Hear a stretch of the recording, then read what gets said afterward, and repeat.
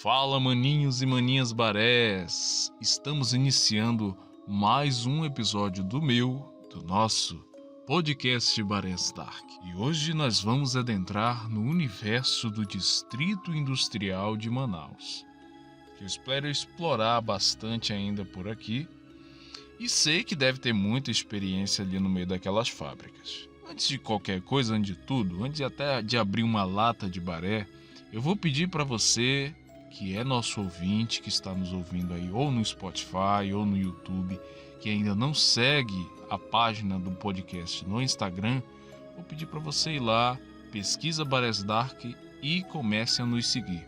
Porque lá é que você vai receber todas as atualizações de episódios novos que são postados aqui nas plataformas. Então segue lá no Instagram, nos acompanhe no Spotify, no YouTube, sendo que a vantagem do YouTube é que você pode curtir, comentar, compartilhar, e se você caso queira acompanhar pelo Spotify, você também pode fazer, esse comentário, esse feedback lá na página do Instagram. Então, nos sigam nas nossas redes sociais e também nas plataformas em que os episódios estão postados. E a história de hoje é do meu querido, do meu considerado Alessandro. E vamos abrir uma lata de baré e começar logo essa bagaceira.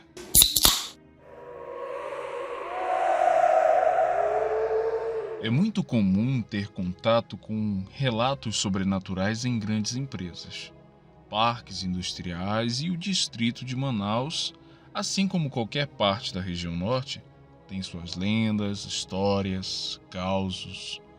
Uma delas aconteceu com o Alessandro, que trabalhou algum tempo em uma empresa de eletrodomésticos aqui em Manaus. E para melhorar as coisas, ele trabalhava no terceiro turno, que é um turno da madrugada. E a galera daqui que trabalha ou já trabalhou por ali diz que essa hora é a mais propensa a aparecer todo tipo de coisa, além da talaricagem.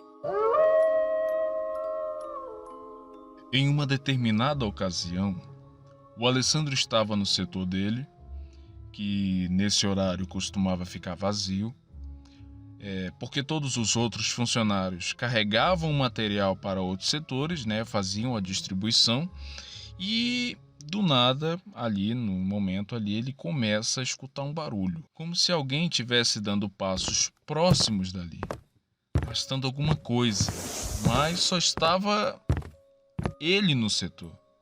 Todo mundo saiu para abastecer a linha de produção e ficou só ele ali naquele ambiente.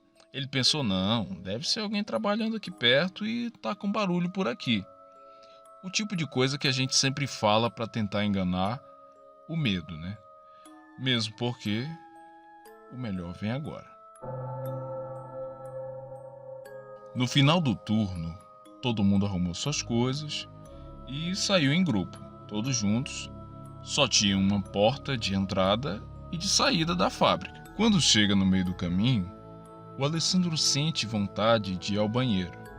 Aí ele ficou pensando que ia precisar segurar a viagem toda até chegar em casa.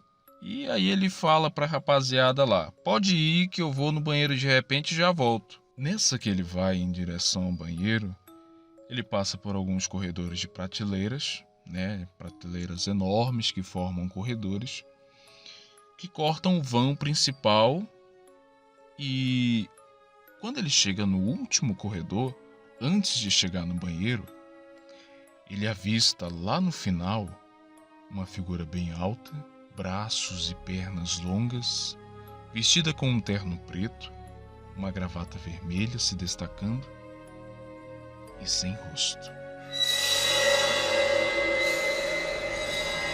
Primeiramente ele achou que fosse um boneco, como aquele de Olinda, então passou direto e foi ao banheiro. Quando ele voltou, a figura ainda estava lá, parada, sem fazer movimento nenhum, então isso para ele foi a prova de que era um boneco que estava ali estacionado na parede, mas no momento ele não pensou em associar algum sentido um boneco de Olinda tá ali parado naquele corredor.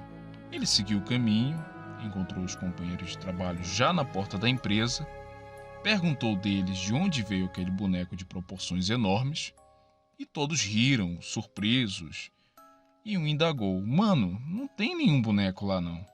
Peguei alguns materiais lá antes da gente sair e não tinha nada. O Alessandro disse que tinha visto sim alguma coisa lá. E voltou para verificar novamente o espaço só para comprovar que ele não estava doido, convencido de que veria o tal boneco lá no fim do corredor. Quando ele chegou lá e olhou para o fim do corredor, ele estava no mais repleto vazio. Quando ele viu aquilo, um corredor vazio, sem boneco nenhum, ele pronunciou: "Que merda é essa?" E juro pra vocês, ele disse que saiu uma fumaça da boca dele ao falar isso, e ele sentiu um frio tão grande.